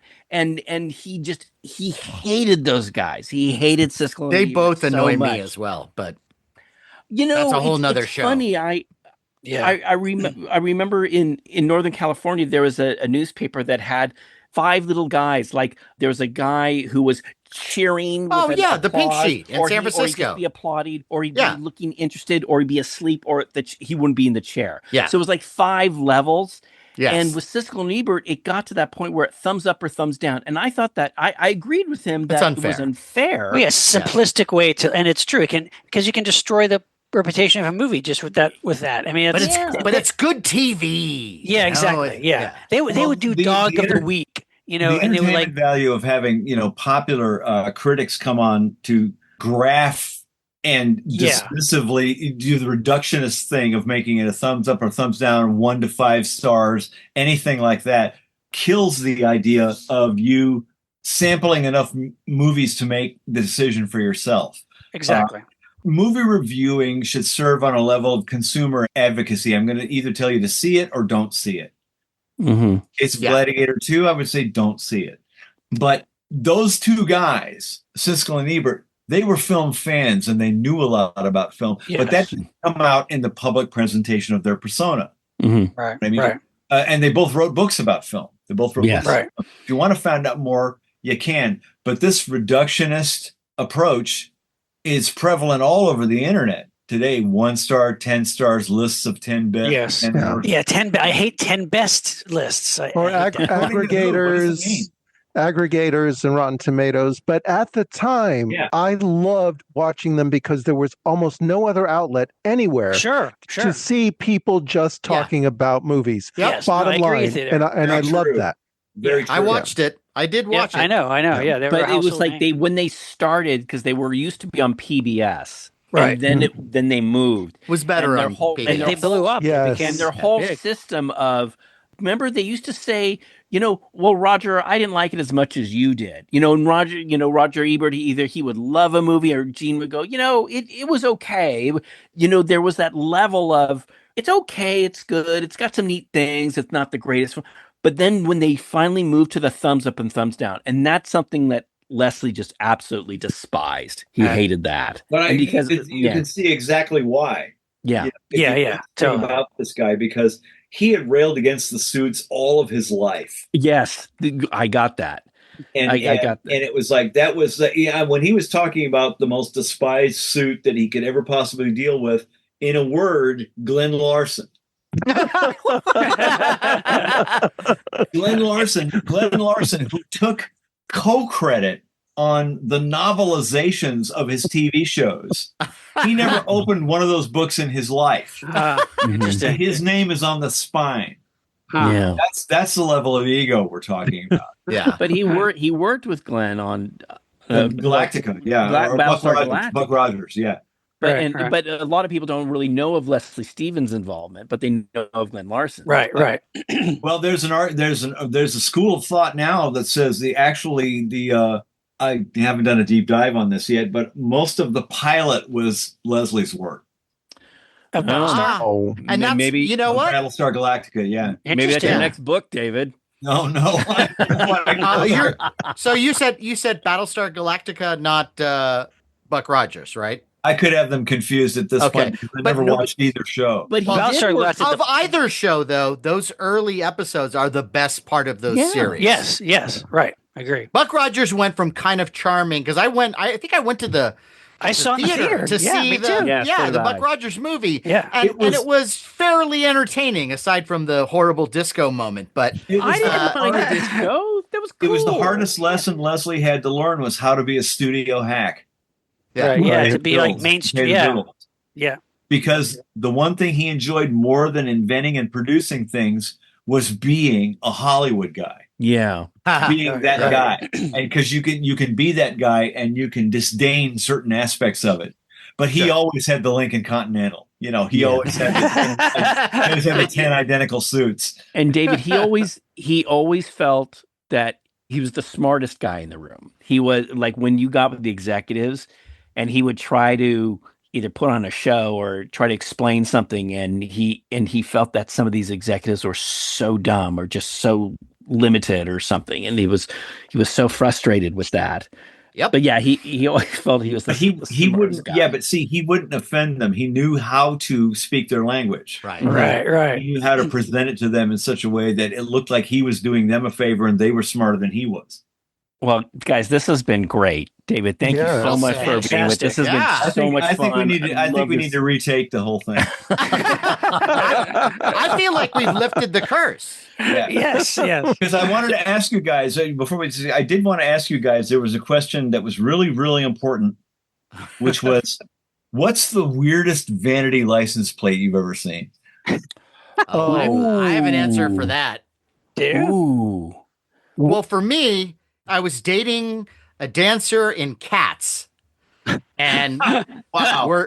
we're gonna go to this bar, and we park the car, and right in front of us is a car that has a vanity license plate that says Al Macho. Okay. Wow. We go into the bar. All of a sudden, this dude starts hitting on my girlfriend. And then at one point he goes, hey, I got a friend here too. Al, come here. It's Al Macho. So we actually got to meet Al Macho. Wow.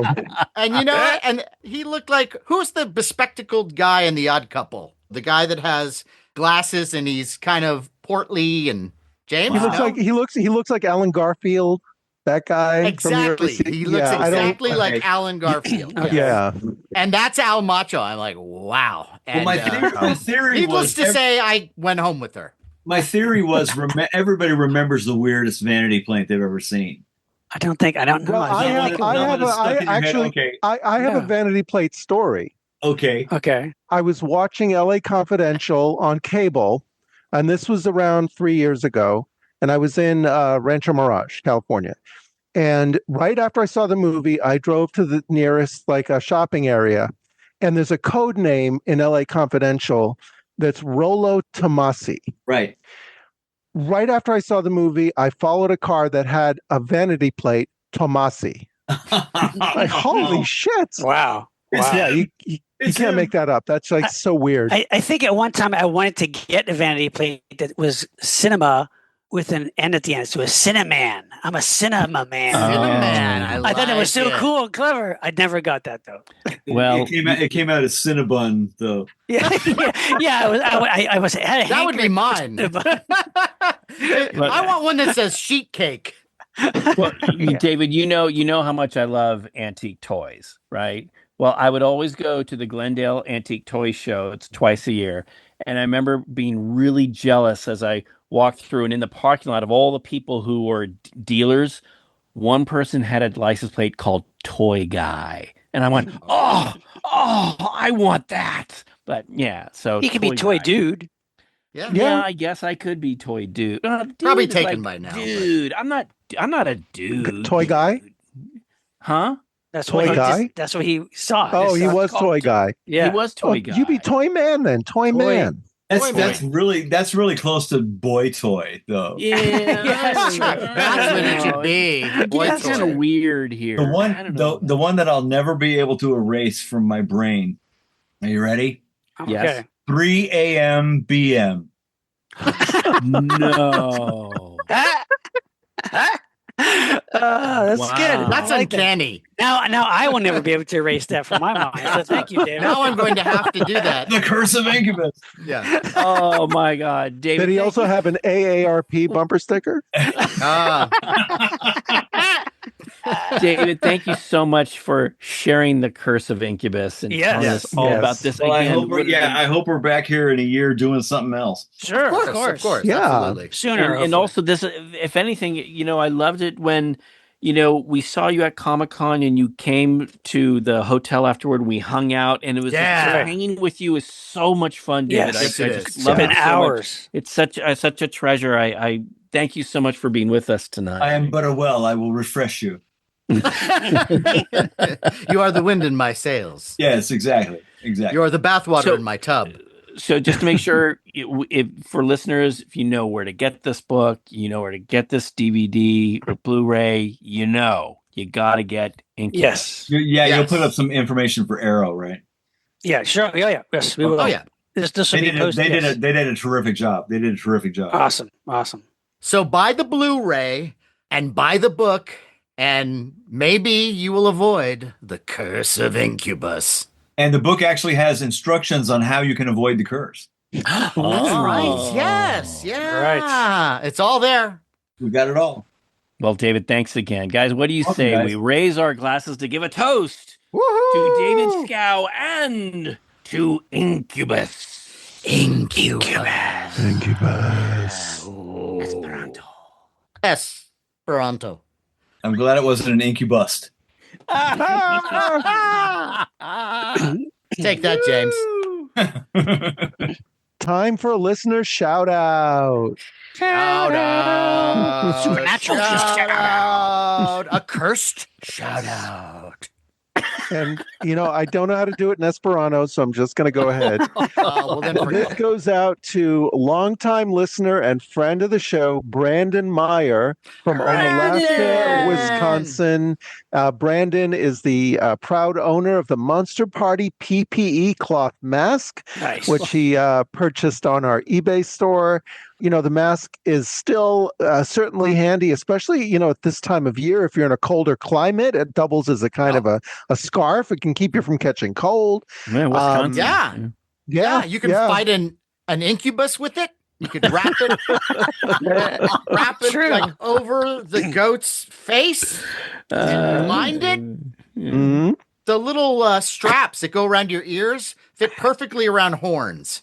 That's true. Ooh, goat horns. That's true. Yep. Never thought of that. Mm. Well, Brandon, we appreciate the purchase. Thank you for continuing support all these years. You're one of Yes. our longest time Yes. listeners, and we really appreciate it. And, if listeners are wondering, where can you find Monster Party merch? Well, you can find it on our eBay store, which is called, you guessed it, Monster Party Store, or just go on eBay and type in Monster Party Podcast T-shirt or Monster Party Podcast baseball cap or shot glass or PPE mask, and you'll find all these wonders on our eBay store. And if you buy merch from our eBay store and also happen to be a Patreon member, we will throw in free surprise goodies courtesy of our good friends Jason Lindsay at Piff Bang Pow Toys and foam fabber extraordinaire Ted Haynes. Two men who are legitimately cursed by the spirit of awesomeness. Not Incubus. Not Indeed. incubus, no. Well, I got to say, I've been so blown away by all this Incubus trivia that I've completely forgotten what this Patreon thing is all about. Can someone please? I can understand that. Thank you. Will you please refresh my memory? Well, much like the film Incubus speaks to us in the obscure artificial language of Esperanto, Mhm.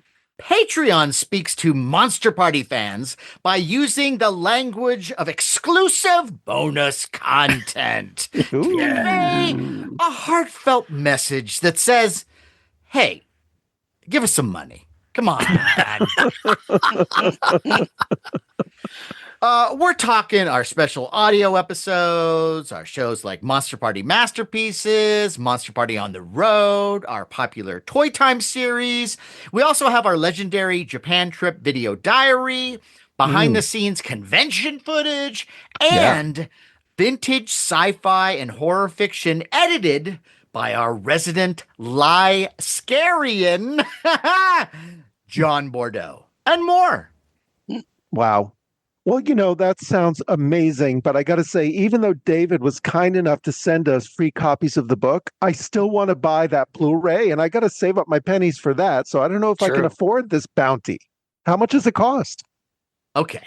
For the price you would pay to see Larry Stroth's curse film, Hell's Angels Flight, A Bell-Bottom Nightmare, you could become a Monster Party patron. And that price is $5. $5 a month. That's good. I mean, you can't get a William Shatner How to Speak Esperanto audio tape for that price. Although that's True. about the right price, though.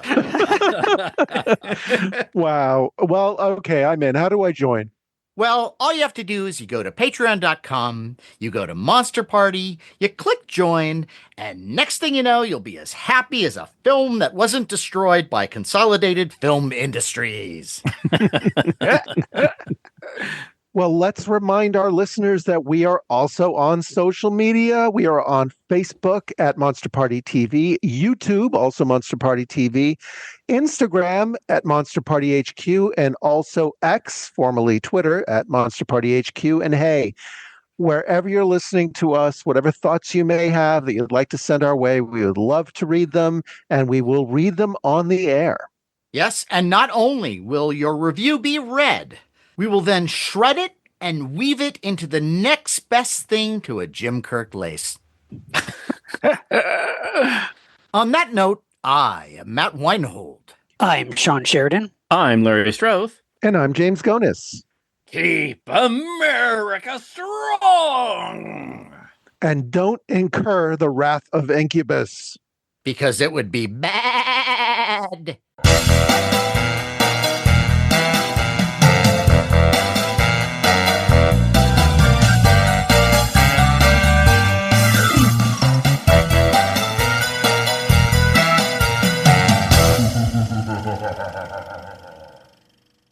I don't know if you ever saw Neil Norman and his Cosmic Orchestra. Oh, Yes, I I guess. had his CDs. Absolutely. Yeah. Yeah. Neil Norman in the silver lame jumpsuit Yeah. and his Cosmic. That's what Neil Breen films are like, except Neil Breen films aren't as exciting as Neil Norman. Wow. Well, I have to look the this right up. title I Am Here Now sounds like the title of an Elvis comeback special. Oh, it's worse than that. It's like we were so in awe of the last one we saw that we vowed never to watch another one. So it was And you do these with Stephen Bissetti, right? with Bissett and Doug Winter and Michael Berry in Nice. DC. Wow. Nice. But That's also cool. we watched Johnny Toe films and some really startling movies that I wish I could list for you now, but my brain is a sieve. I It's understand. fine. Save it for the show. This is one of those pick it up off the camera things. Right. Yes, the medium will. Yeah, no, it's when I email Monster Party. Oh, guys, I remember the title of that thing that I couldn't remember. Here it is. Right. I don't know whether you experience this, whether it's a function of age and increasing decrepitude, or whether we just all forget what we went into that room. Yeah, I mean nowadays I write down every movie like I watch or my wife and I watch together because I forget. It's like, I just have to have a list so I remember. Last week I watched that. I remember now. I can't remember what I watched yesterday. Yeah. Well, also with so many shows, with shows like Dark, where it's a time travel always thing that's so elaborate, convoluted, where you have to, remember all the strands of who was this person in the past and put that name with the face and Except usually on Bad Movie Night, you can remember what you watched, and I can remember because Carrie and I just sat down. Oh, let's you do as you do. Let's watch a movie, and we just watched 3 of the longest, most excruciatingly boring films ever made. Really? Really? Oh. Gladiator 2. I have no interest, to be honest. I'm giving that. No, I'm I have giving no that interest. a pass. You remember? Yeah. You remember the vampires from I Am Legend? Yeah. Oh my God. Yeah. You get those in the first 15 minutes of Gladiator 2. What? Oh my God. Gladiator 2 is the movie that has the conceit that I know we'll fill the Coliseum up with water and have a sea battle with sharks. But they did that. Didn't they do that in I want to see time? proof that they did that. I had David, I did have a Western civilization instructor who explained about the Colosseum. No, he said Mr. High School over here. Oh, it was in college, and he said that they did fill it with water. And but more importantly, was the scene done well, or was it like a bad CGI sequence? Well, that's what I was going to say to Larry. It's like, and your brain sees it, and you just go, no. Right. Well, and in fairness, I don't know about the sharks. I don't know. Did the Emperor say we need a bigger Colosseum? Did that happen? It might have saved that movie. And the third movie of the trifecta of awfulness, and I hate to say this, was Horizon. What? Oh, the Kevin Costner? That disappointingly never to be finished saga. Oh, that has, as you guys just said, so many strands and things to keep track of that you literally can't remember what you saw 5 minutes earlier. That was the Western thing, right? Yep. Wow, interesting. Okay, yeah. I again, what's no, the name no of that? interest. What's in that seeing show that? Yeah, I tried to get into that, and I watched the first 10 minutes of that Kevin Costner thing, and it was Yellowstone. so Yeah. Oh, yeah. There was Yellowstone Yeah. and all the Yellowstone was neat. spin-offs. Yellowstone is fucking awful. No, It is so no. over the top, and everybody is a giant cliche. And if it were animated and starring Huckleberry Hound, maybe I would buy it. Did you not Yellowstone. Did you not watch Dynasty back in the 80s? Yeah, No. Oh, and that's what we're comparing it to? Wow, What the fuck Larry. is wrong with you? because it has been quite rightly pointed out that Taylor Sheridan writes soap opera for men. Yeah. Yeah, that's why I hear it's Since very when? melodramatic. And I actually agree with you, Matt, because I watched it when it was new, and I said, "Hey, this is pretty good." And by the third episode, it was so soapy, I couldn't watch it anymore. So my advice to you is this: jump right to the season 4 opener. Wow. Wow. Has okay. one of the most spectacular gun battles ever on television. Okay. Oh, All right. okay. See, I'm not see, From look, then, you know- I just skipped the whole middle, and from then I was with it. Sounds great. I I was love with it. it. David, you're a sharp guy. You're And you're not. Is that what you're saying? No. He's a weathered, Hollywood. Weathered? What the fuck? Weathered and sharp? What the fuck? Yeah. What does that mean? Hey, Karis, you ready to do the podcast? No. Imhotep. David, you see, everyone just saw me. Look, David, it's like if you sit there with your popcorn and your little, Right. Fuck, here we But go Larry, again. Larry, you're also standing up for this show because it's a huge hit. You not know, it made a because lot of money. It is quality. a hit. Is that a mic? Listen is to that what my I'm problem? saying. Because it's a hit, that's why you're standing up for it. Not maybe because it really is drawn out and boring and No, melodramatic. Sean. No, I like it. I enjoy it. Okay. Really, Well, though? you know, Really? better than others? Yes. Okay. Okay. You know, Hey, we to each need his own. someone like this on this show. It's important. Look, Let me propose one thing, because here's like, it's like that show, to bring it full circle, that show loses Costner. Okay. That show is done. I don't want to see the repair work. Yeah. Although back in the good old days when you had no budget, it was great to see how you would my favorite is the end of Beneath the Planet of the Apes, right? We blew up the whole planet. Right. They come in and say, we want another sequel. right. Yeah. Hold it. Wait a minute. Amazing. Right. And All right. I so want to see the an shot ape- where I want to see ape the shot where the quickly learns- producers in that room walk out and they just beat the shit out of whoever wanted the sequel. Right. I love the fact that someone went, I got it. An ape suddenly learns physics. In 2 hours. See, Repairs a you spaceship. guys, that could see. Here's the problem. That could happen, David. yeah. No. That and the See, sharks. These guys are thinking. They just think all the apes are all primitive and they just make mud houses. They forget that there's a Dr. Milo. Yeah, who There's just scientists learned how there. to fucking, do a no. tourniquet. Matt, we don't know. We don't know that story. We don't know. Maybe it was, Are Dr. you Milo. ki- out there, you're look, not here's a being ship. serious. And he touches some. No, but hey, buttons. I'm all for the fact that they made a sequels because I love all. No, I love it. I love it Yeah. too. I love Escape from Planet of the Apes. I love Conquest. Me too. I just want to We see the gave him a shot week- in Escape from Planet of the Apes where they find the spaceship and they go to and it's a spaceship from the first movie. Yeah. And Right. they go to the control panel, and over here, which we never saw before, on the control panel is a thing that says off, on. Right. So here's the completion of the circle. So Costner bails, and we're going, why didn't you do this epic Western as a 12-part miniseries that they would have given you $1 zillion to make? Right. No, I want to be in the theater because the theater hasn't been relevant since the turn of the last century. Right. And so Sheridan goes, fine, fuck you.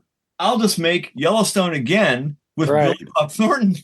And bam, whole new show. And if anything, it's better written than Yellowstone. Huh. Interesting. Wow. Was that? Interesting? Yeah. You know what, David, this is an example of arrogance.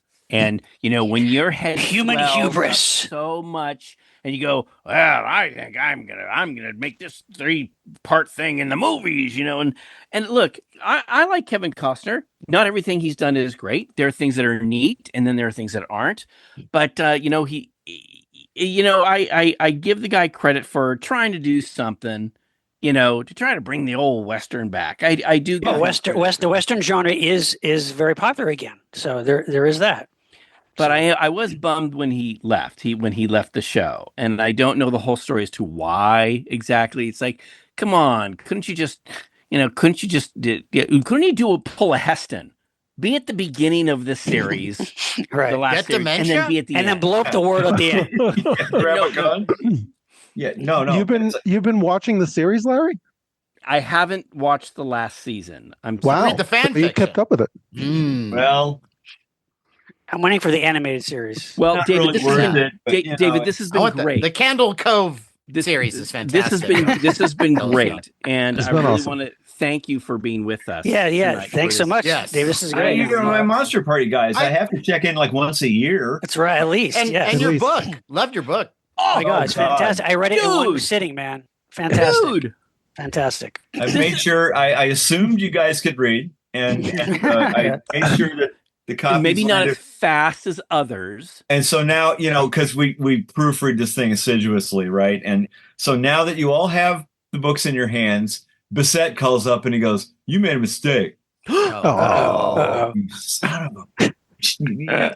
I'm not going to tell you what the mistake is. Okay, but Yeah. there are so many behind the scenes and making. I mean, I want to get into this story because some of these stories are bonkers. It's also insane because how do you do a book on a movie that has no pictures? Yeah, Illustrated, I- except yeah. pictures from the movie. Yeah, Right, and I was right, even right. just looking for like, because when we tease the episode, I want to have some photo, like looking for good quality high res photos of the movie is hard. They don't to find. exist. It's like, yeah, I know. One of But, the highest res photos in the book is the picture of Shatner's toupee. Yeah, yes, right. Which I have a question about that too, because Right. We should get into this. I Okay. feel Why don't you, however you want to start this up? is Hey, fine. Matt. Let's Matt, do it. Because you guys know what we're like. Yes, exactly. When was the last Yes. time you guys all did this in the same room together? Old Oh, It's school. been a long Right before while. no, COVID. Comic-Con. conventions. Comic-Con. Yeah, Conventions, but Comic-Con, but that right is not- before COVID. yeah. Dave, it's not the Yeah. same, man. I know, It's not I the know, same, but no. Yeah. logistically, it's hard now to do, and also I like to sometimes, hold hands under the table. Yeah, So. yeah, but sometimes we can get a guest, not my hand. obviously easier. I that's by know. Zoom, but yeah, we have been talking about wanting to get together personally and doing it. There's energy is better, obviously, but in the meantime, we want to keep doing them bi-weekly. So it's Yeah, just you as gotta easy as well. hold up the torch however you can. Gotta do, exactly. do what you got to do. Exactly. I do have one question before we start. Larry, why are you suck the Bangkok bat?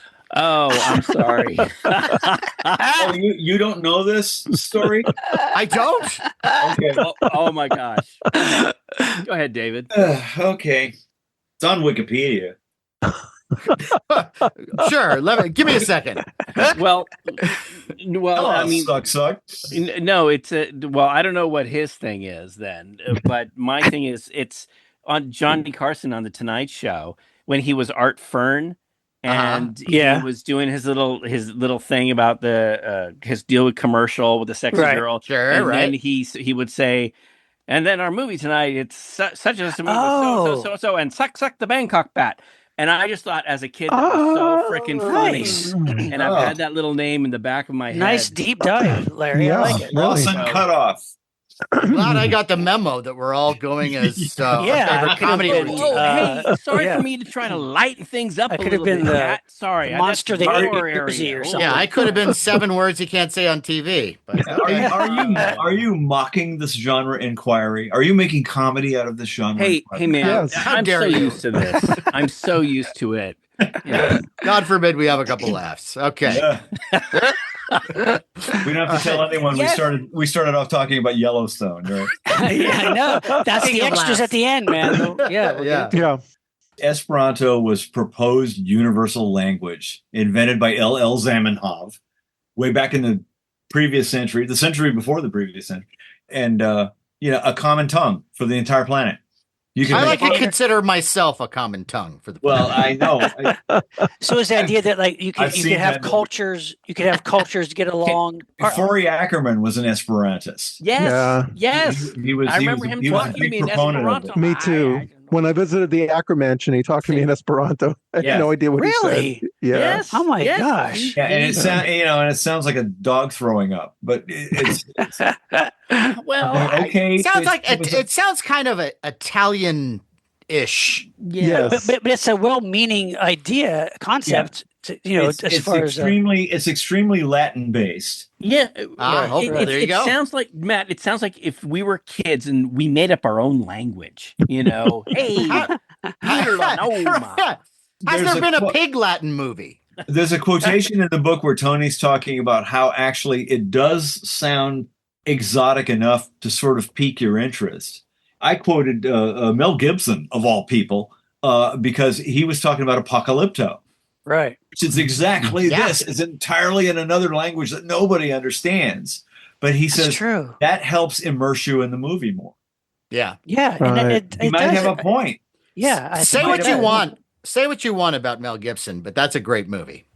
I thought the book was going to be out in December, and there was one thing or another just kept delaying it. And I'm going, well, the Arrow Blu-ray is coming out on the 13th of January. And I had a deal with Arrow that they would mention the book in their disc material, and I would mention their disc in the book. And that worked out perfectly. That worked out. Nice. Yeah. That's cool. Nice. Yeah.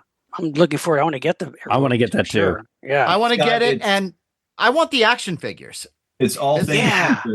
I want the action figures, and I want the mission play set. We need to call up the guys at Super 7. Super 7. I was thinking, Or Gavin Hicknight. Yeah. Man, it would be worth it just to get the Incubus figure. Right. That thing would be cool. Yeah. But maybe that's a Build-A-Figure. They have to include a Leslie Stevens figure. Oh yeah, right. Tearing his hair out. A Tony Taylor figure. Yeah. And Leslie Stevens. Leslie Stevens holding. Oh, that's a great idea. Leslie needs an action figure. Yeah, he should be holding two scripts in each hand. One is like the decoy script, and one is the actual Incubus script.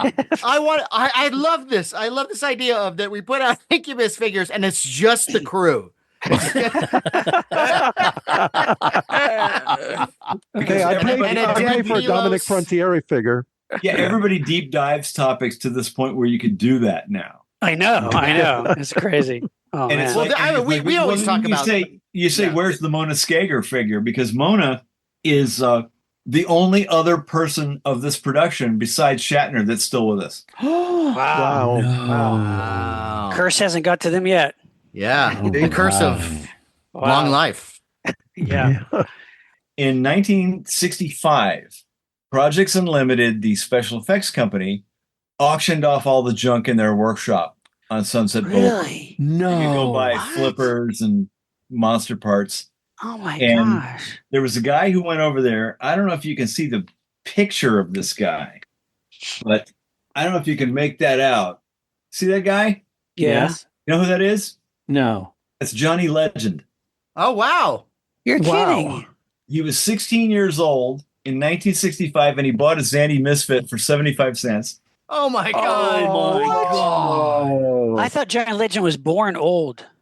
And, Wow. he had a pal there. He had a pal there who bought the Megazoid costume, the drippy thing from the mice, the jelly monster from the mice. Oh my and the thing from the probe, the Horta thing from the probe. Yeah. And his parents made him get rid of it about 6 months later. Oh, gosh. And there's a very famous picture.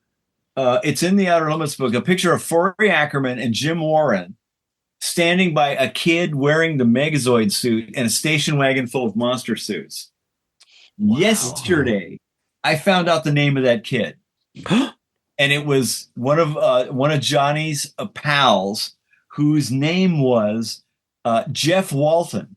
He became a wrestler later. Oh wow! And I heard from Jeff Walton's son on Facebook. Wow! And, yeah, that's my dad wearing that monster suit. Oh my gosh! Mom made him throw it away. Oh wow! Nuts.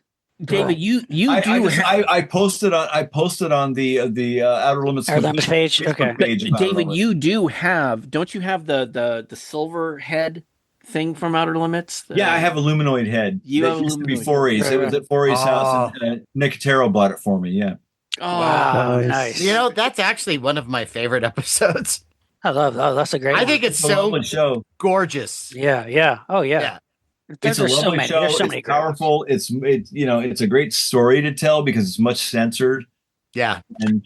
And I have a you remember the Birdman, Simon Oakland from Second Chance, the guy who kidnaps the people from the amusement park. Right.